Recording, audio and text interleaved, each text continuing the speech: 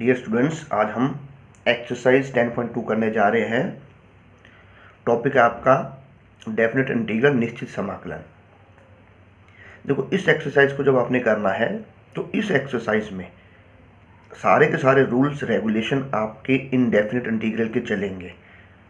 Indefinite integral की विधियों का प्रयोग करते हुए समाकलन करोगे, इंटीग्रेशन करोगे। बट इसमें कुछ रूल्स हैं। रूल्स क्या हैं?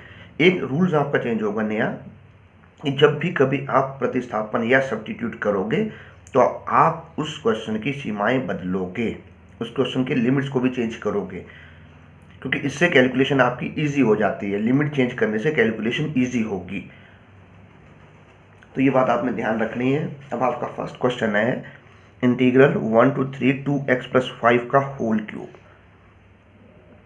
तो देखो, ये x की पावर n का फार्मूला इसमें बन रहा है, पर हमने क्या किया है, इसे मान लिया, प्रतिस्थापन कर लिया, क्योंकि एक सिंगल x की पावर n से कैलकुलेशन थोड़ी सी इजी होती है। उसके लिए क्या लिखते हो आप? x की पावर n+1 अपॉन में n+1 प्लस c, ये आपका फार्मूला आता है। तो यहाँ इसे t माना गया।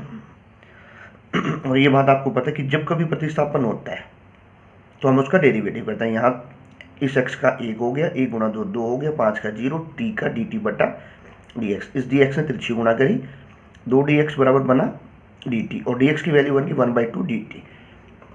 और सीमाएं कैसे बदलते हैं? सीमाएं इसकी चेंज होती हैं कि ये जो वैल्यूज अभी फिलहाल x के लिए है, इस वैल्यूज को हमें t के लिए बदलना है। तो x की जगह एक बार हमने ये निचले को रखना है, लोअर को, और एक बार x की जगह हमने अपर को रखना, फिर वैल्यू निकालनी है। अब देखें, जैसे x आपका when x equal to 1 then t equal to, भाई t ये है, इस x की जगह 1 आया, 2 था, 2 ये लिखा, फिर यहाँ x की जगह 1 आया, देन प्लस आया, फिर 5 लिखा, यानी कि 2 + 5 7 हो गए। इसी तरह से x की वैल्यू आपने 3 ली, इस x की जगह आपने यहाँ 3 रखा, 3 गुणा 2 6 प्लस में 5, ये हो गया 11। अब ये जो dx है, ये देखो dx, इसकी जगह 1/2 dt था, ये 1/2 dt लिखा। इस एक की जगह आपके पास वैल्यू बनी x1 t 7, यानी कि एक की जगह आपने 7 लिखा, और 3 की जगह आपके पास ये 11 आया, ये 11 लिख दिया। इसकी वैल्यू आपने ले रखी है t, तो ये t क्यूब बना। इसका इंटीग्रल x की पावर n से हमने सॉल्व कर दिया। x की पावर n का होता है x की पावर n+1 अपॉन में n+1। देखो, 3 + 1 4, तो 4 गुणा 2 ये 8 हो गए। यहाँ उसके बाद आपने करना है, x की जगह t की जगह आपने 11 रखा, अपर लिमिट माइनस में लोअर लिमिट, ये आपको पहले बताया जा चुका है। अब क्वेश्चन नंबर 2 जो है, ये आपका त्रिकोणमितीय फलन, ट्रिग्नोमेट्रिक फंक्शन। अब जब भी आप काम करते हो, पहले तो ये चेक करते हो क्या वो संख्या डायरेक्ट फार्मूला है, पहले तो ये देखना होता है। अगर वो नहीं है, उसके बाद फिर हम फंक्शन डेरिवेटिव देखते हैं, क्योंकि ये इसका कोई फार्मूला नहीं है। तो हमने इस टाइप को देखा, जैसे cos x को t लेट करते हैं, ऊपर उसका डेरिवेटिव है, तो आपने लेट करा cos x = t, इसका डेरिवेटिव cos का होता है माइनस का sin x, तो ये जो माइनस है हम दूसरी तरफ ले गए, और साथ में आपने इसकी सीमाएं बदलनी है, लिमिट। इंग्लिश मीडियम वाले लिमिट लिखे, हिंदी मीडियम वाले सीमाएं लिखे। अब देखो, x की वैल्यू आपके पास पहले है 0, when x = 0, हिंदी वाले लिखेंगे जब x आपका 0 हो, देन t cos 0, भाई t ये है, x की जगह 0 रखा, cos 0 1 होता है, और जब x आपका π/2 हो तो t कितना होगा? यहाँ t equal to cos x की जगह आया π/2, और cos 90 की वैल्यू होती है 0। इसका मतलब आपका इंटीग्रल बना, ये माइनस का साइन ये लिखा, 0 की जगह आपके पास आया 1, और π/2 की जगह आया 0। ये दोनों संख्याएं कन्वर्ट हुई -dt में अपॉन में 1 + t²।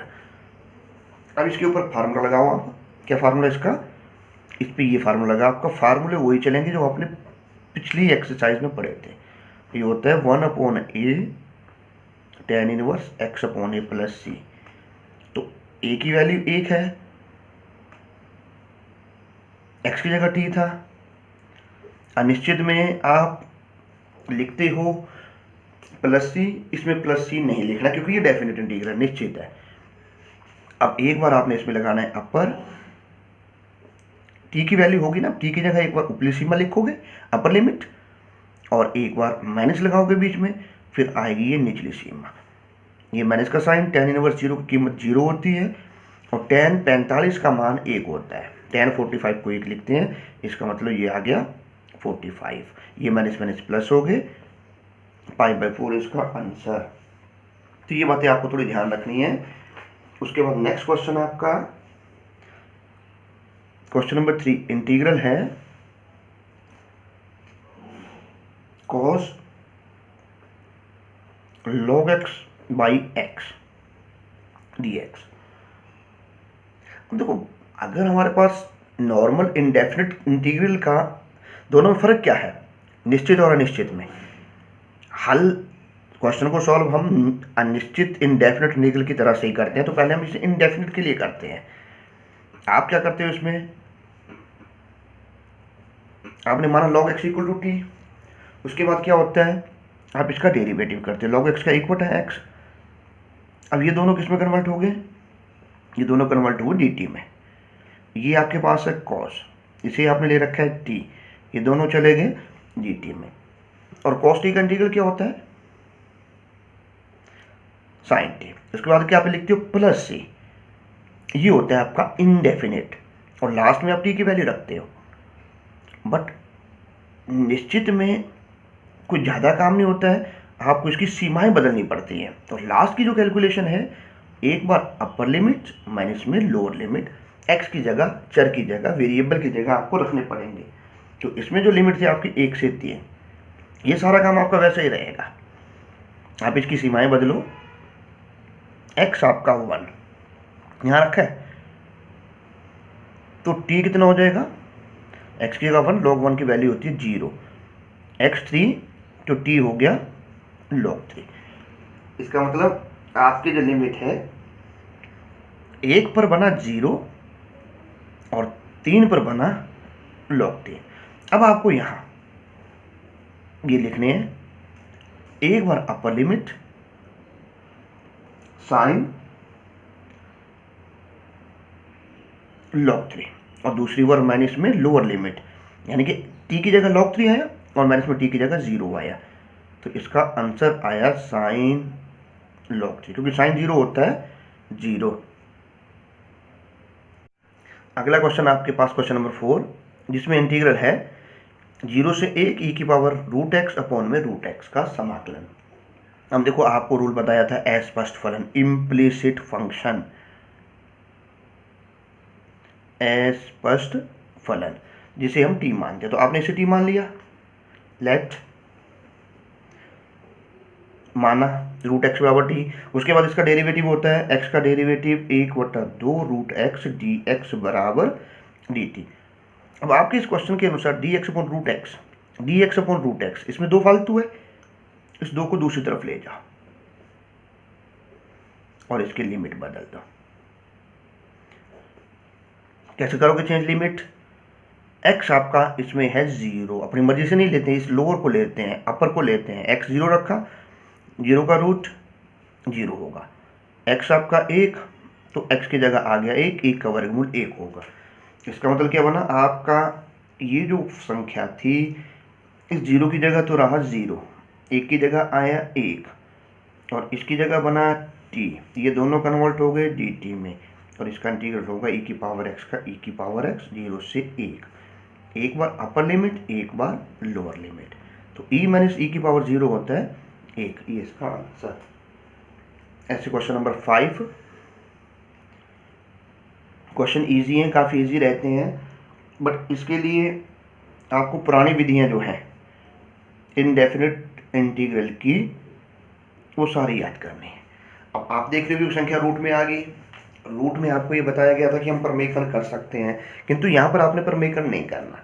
यहाँ आप क्या करो, क्योंकि परमेकन क्यों नहीं करोगे, हम अंश अंश में इसे सॉल्व नहीं कर पा रहे, परमेकन करके हर में डिनोमिनेटर में ये संख्या फिर से बन जाएगी। तो हम क्या करेंगे, इसके रूट को हटाएंगे, और रूट हटाने के लिए कंप्लीट स्क्वायर मेथड को हम यूज में लेते हैं। कैसे, इस वन को लिख सकते हैं हम sine square x plus cos square x, और साइन एक्स का आपका फार्मूला होता है 2 sin x by 2 cos x by 2 सारे का रूट dx। अब आप ये देख रहे हो कि ये संख्या तो A square plus B square plus में 2ab, ए और बी की जगह यहाँ x बाई 2 है, यहाँ भी x बाई 2 है, तो हम यहाँ इस एंगल को अगर x बाई 2 लिख दें, जब भी इसकी वैल्यू 1 रहेगी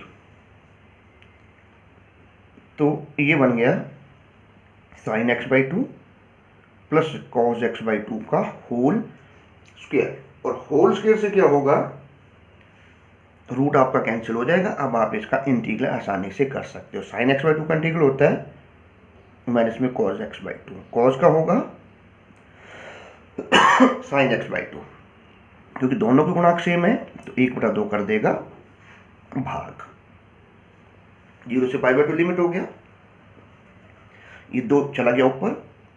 अब एक बार आपने यहाँ अपर लिमिट लिखना है। देखो यहाँ पाई बाई 2 है, एक्स की जगह पाई बाई 2 आया, बटा में 2 ऑलरेडी है, ये पाई बटा 4 हो गया, प्लस साइन में पाई बटा 4, ये आ गया आपका अपर लिमिट। फिर माइनस में लोअर लिमिट लिखोगे, लोअर यहाँ जाएगा, ये 0/2 0 होगा और 0/2 0 होगा। कॉस 45 का मान 1/√2, साइन 45 का मान 1/√2, और कॉस 0 का मान 1, साइन 0 का मान 0, ये दोनों कैंसिल हो गए, 2 0 माइनस में 1, माइनस का 2 आपका इसमें आंसर। तो ये चीज़ आपको देखनी है। देखो एक बार फिर दोबारा से, यहाँ कैलकुलेशन में गलती नहीं होनी चाहिए क्योंकि आधा नंबर कट जाएगा। अब इस क्वेश्चन में मैंने गलती करी है, बताओ क्या गलती हो सकती है आपकी इसमें। भाई जैसे यहाँ तो कॉस का साइन नेगेटिव है, ये आपने लगा दी, ये माइनस आपका सूत्र में आता है। अब इस कॉस के साथ कौन सा चिन्ह है, माइनस का, जो हमने यहाँ नहीं लगाया, इसका मतलब माइनस यहाँ होनी चाहिए थी, एक माइनस आपकी यहाँ आई, ये माइनस और ये माइनस हो गए प्लस। अब 2 गुणा 1, ये छोटी सी गलती थी और ये गलती आपकी आधे नंबर को यहाँ से ले जाती है, तो ये बातें ध्यान रखें। ऐसे क्वेश्चन नंबर 6 है आपका, इंटीग्रल 0 से c y अपॉन में रूट y प्लस c का इंटीग्रल। पहला क्वेश्चन ऐसा है जिसमें इंटीग्रेशन रिस्पेक्ट टू y हो रही है, तो इसमें आप ये देखते हुए संख्या रूट में है, तो आपको सीधा बताया गया रूट के अंदर वाली टर्म को हमेशा हम t² ऐड करते हैं। आपने t² ले लिया, उसके बाद क्या होता है, इसका डेरिवेटिव करना पड़ता है, डेरिवेटिव के बाद आपको साथ में इसके लिमिट बदलने पड़ते हैं, ये काम है आपका इनमें एक्स्ट्रा। तो y का डेरिवेटिव 1 होगा। अब रिस्पेक्ट टू y कर रहे हैं ना, कहीं आप यहाँ ये गलती ना कर दें dy/dx लिख दो कहीं, क्योंकि y का y के सापेक्ष हो रहा है, y का रिस्पेक्ट टू y हो रहा है, c कांस्टेंट है 0 हो गया, t² का 2t dt अपॉन में dy, ये dy क्रॉस मल्टीप्लाई करेगा 2t dt। अब पहले तो हम इसे अनिश्चित की तरह सॉल्व करते हैं, लिमिट बाद में लिखते हैं। देखो y प्लस c, यहाँ से y की वैल्यू क्या होगी, क्योंकि एक क्वेश्चन में एक वेरिएबल वर्क करेगा ना, तो ये y है, इसका पक्षांतरण किया, यहाँ y की जगह y रखा, t² माइनस c बन गया। उसके बाद dy की वैल्यू 2t dt अपॉन में इसकी वैल्यू t² का रूट, ये बना t² माइनस c। अब उसके बाद ये 2 कांस्टेंट है, ये बाहर आ गया, इसलिए से t कट गया। अब आप इसका इंटीग्रल करोगे, अब इसका इंटीग्रल t² का t³ और c का ct, और प्लस में एक आपका कांस्टेंट आ जाता अगर ये इनडेफिनिट होता तो, क्योंकि ये डेफिनेट इंटीग्रल का क्वेश्चन है, इसलिए अब आपको यहाँ इसके लिमिट भी चेंज करने हैं। ये कैलकुलेशन देखें, लिमिट y की वैल्यू है आपके पास कितनी, y है 0, जब y आपका 0 बना तो t² हो गया 0 प्लस c, यानी कि t² बना c, तो t कितना हो गया, t बन गया √c। उसके बाद y आपके पास c है, तो यहाँ रखो c प्लस c 2c, तो t² बना 2c और टी आ गया √2c। इसका मतलब आपके पास लिमिट क्या बने, 0 की जगह आप लिखोगे √c और c की जगह आएगा √2c, √c √2c, √c √2c। अब आपको इसकी कैलकुलेशन करनी है। कैलकुलेशन क्योंकि रूट है तो थोड़ी बहुत तो मुश्किल हो सकती है रूट में। कैसे सॉल्व करोगे, एक बार अपर लिमिट,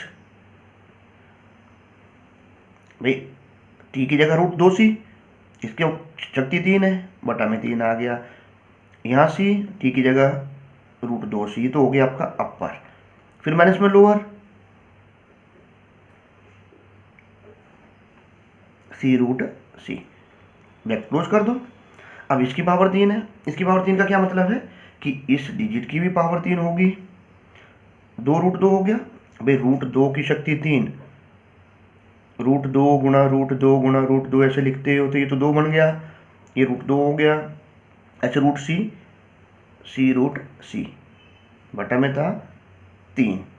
अब 3 का हम ले लेते हैं लघुत्तम समावर्तक, इसमें जो कैलकुलेशन शास्त्र होती रहेगी ना, तो 3 लघुत्तम हो गया, इसको इससे भाग किया, कट गया, इसकी इससे गुणा हो जाएगी, यानी कि 3 की जब आप इससे गुणा करोगे तो ये बन गया 3c √2c, ये आपकी कैलकुलेशन होगी।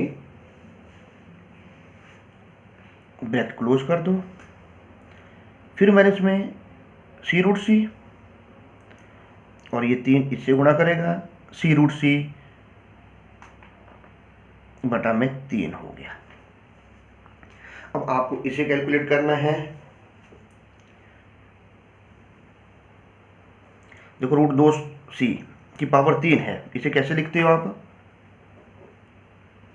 2c √2c करके लिख सकते हो। भाई इसे इस पैटर्न पे लिख रहे हैं, 2c √2c मैंने इसमें 3c √2c, क्योंकि 3 तो दोनों का एलसीएम हो जाएगा ना, ये मैंने गुणा कर गया c√c, ये मैंने प्लस हो गई, 2/3 बाहर कर लो और ये दोनों आपस में कैंसिल हो जाएंगे, घट जाएंगे ना, सेम है ये। भाई 2c - 3c मैंने इसका c, और ये इसमें से घटाया 3c - c प्लस में 2c√c बटा में 3 था, ये आपका बाहर आ गया। अब ये आपका इसमें आंसर हो जाएगा। भी अगर इसे और कैलकुलेट करना है तो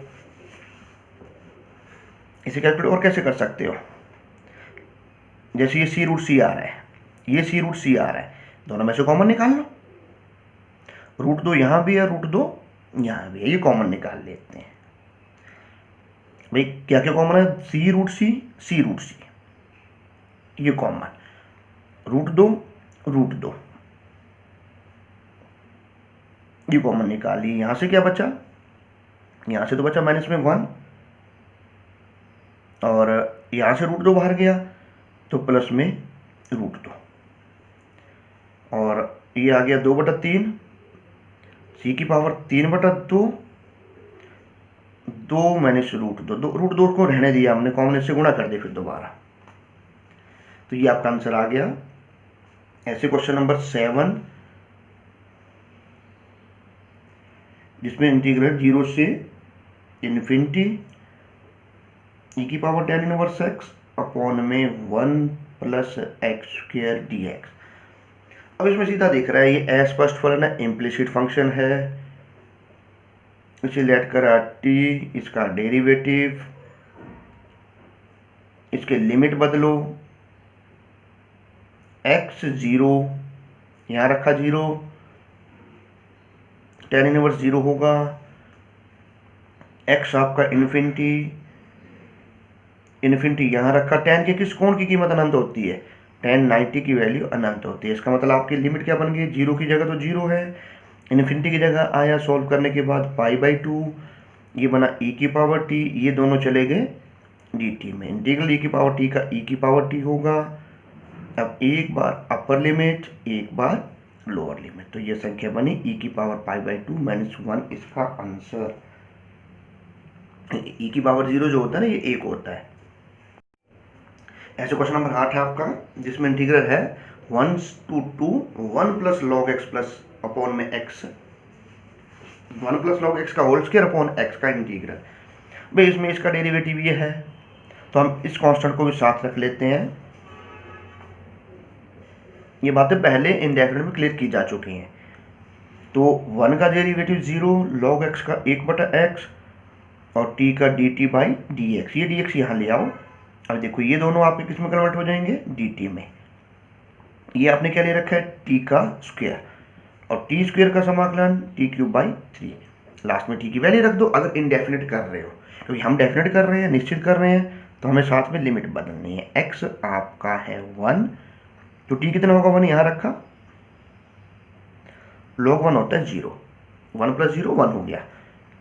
x आपका 2 आपने यहाँ रखना है, 2 आपका यहाँ आया, तो 1 प्लस log 2, ये आपके पास वैल्यू बनी t की।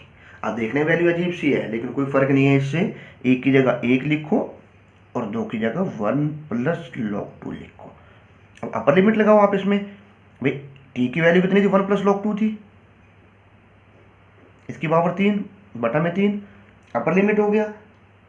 और फिर मैंने इसमें आपने लोअर लिमिट लगाना है, तो लोअर लिमिट यहाँ लिखा 1 की पावर 3/3, 1/3 कॉमन, 1 प्लस log 2 की पावर 3 माइनस में 1, इसका आंसर।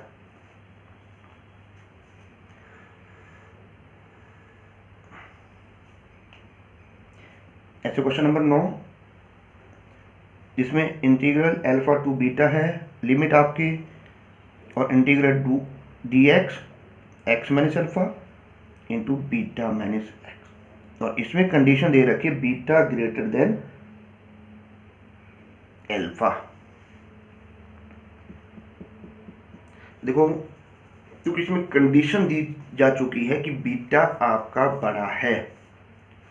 वैसे तो आपको ये बताया गया था कि टर्म रूट में हो तो आप किसी भी टर्म को टी स्क्वायर लेट कर सकते हो, तो यहाँ से हम x माइनस अल्फा को भी टी स्क्वायर लेट कर सकते हैं और बीटा माइनस एक्स को भी टी स्क्वायर लेट कर सकते हैं, क्योंकि वो ये कहना चाह रहा है कि बीटा आपका बड़ा है अल्फा से, और ऑलरेडी ये दिख भी रहा है बीटा बड़ा है, क्योंकि बीटा का साइन पॉजिटिव है, अल्फा का साइन नेगेटिव है, तो अल्फा ऑटोमेटिक छोटा हो गया, तो इसलिए हम इन दोनों को ही रख सकते हैं। तो आपने क्या रखा है इसमें, x माइनस अल्फा को टी स्क्वायर, क्योंकि रूट है, रूट में सीधा रूल है आपका, dx हो गया 2t dt। इसकी लिमिट्स x आपका पहले क्या आ रहा है, x आपका अल्फा, तो T square alpha minus alpha 0 हो गया t, x बना बीटा, बीटा यहाँ रखो, तो टी स्क्वायर बना beta minus alpha implies t हो गया रूट, भाई वर्ग उस तरह जाके वर्गमूल तो बनेगा, आपके लिमिट चेंज हो गए, ऐसे आपने लिमिट बदल दिए।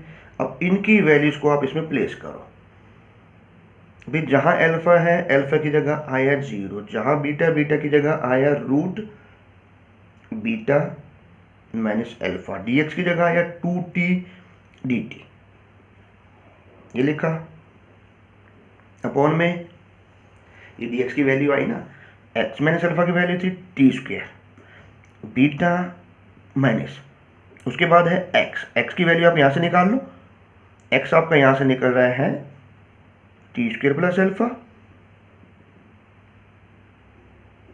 ये टी स्क्वायर रूट से बाहर निकलेगा तो कैंसिल हो जाएगा, इस टी को कैंसिल कर देगा, यानी कि ऊपर बच गया dt अपॉन में, ये तो लिमिट है, और डिनोमिनेटर में बचा बीटा माइनस अल्फा, ये बीटा माइनस अल्फा है, तो इस बीटा माइनस अल्फा को हम लिख सकते हैं बीटा माइनस अल्फा का whole square minus t square. अब आपका ये फार्मूला बन गया 1 अपॉन में root a square minus x square, तो ये होता है साइन इनवर्स x अपॉन में a, साथ में लिमिट